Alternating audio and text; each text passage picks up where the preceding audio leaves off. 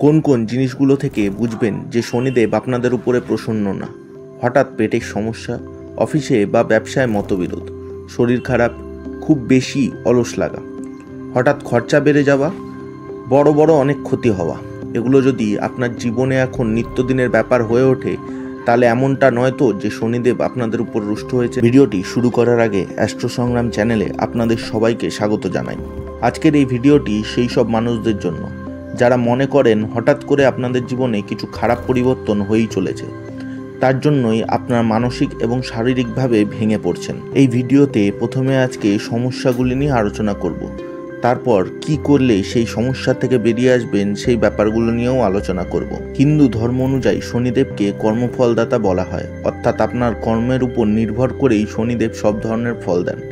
আপনার কর্ম যদি সৎকর্ম এবং ধর্মপরায়ণ হয়, তাহলে আপনি চলতি ভাষায় বলতে গেলে মালামালও হয়ে যেতে পারেন।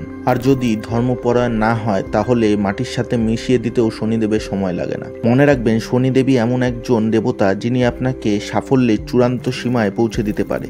উদাহরণস্বরূপ আমাদের দেশের প্রধানমন্ত্রী মোদিজি, ওনারও ইষ্ট দেবতা কিন্তু শনিদেব। প্রথমেই দেখে নেব শনিদেব আপনার জন্মছকে আসলে কি কি উপসর্গ দেখা যায়।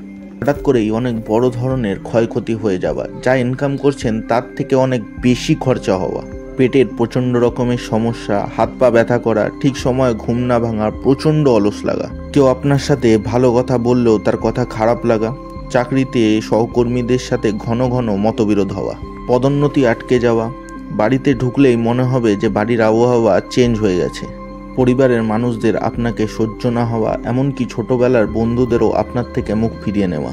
এই উপসর্গগুলো সাধারণত দেখা গেলে মনে করবেন শনিদেব আপনাদের গ্রহচকে নিশ্চয়ই অবস্থান করছেন। এবার আলোচনা করব কেন হয় এগুলো আপনাদের সাথে বা কারণ কি। প্রথমেই হলো আত্মবিশ্বাস। প্রচণ্ড পরিমাণে আত্মবিশ্বাস যদি আপনাদের মধ্যে চলে আসে, বা অহংকারও বলতে পারেন, সে অহংকার টাকা পয়সারই হোক বা জ্ঞানেরই হোক, তাহলে কিন্তু এটা হতে পারে। তাছাড়াও কিন্তু শনিদেব আপনার গ্রহচক্রে জীবনে দুবার অন্তত আসবেনই আসবেন, তাই চিন্তা করার কোনো ব্যাপার নেই। শনিদেব কিছুদিনের জন্য আপনাদের পেটে ও মানসিকভাবে ও শারীরিকভাবে মারলেও পুরোপুরি মেরে ফেলবেন না।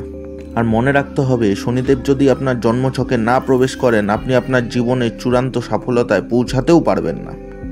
এবার জানবো কি কি প্রতিকার আছে যাতে এই সময়টা আপনাদের খুব ভালো। প্রথমেই হনুমানজি। আপনারা অনেকেই জানেন রাবণ শনিদেবকে আটক করে রেখেছিল। হনুমান লঙ্কা দাহনের সময় শনিদেবকে রাবণের হাত থেকে মুক্তি দেন, তাই শনিদেব হনুমানজির ভক্তদের উপরে নিজের প্রভাব কম করেন।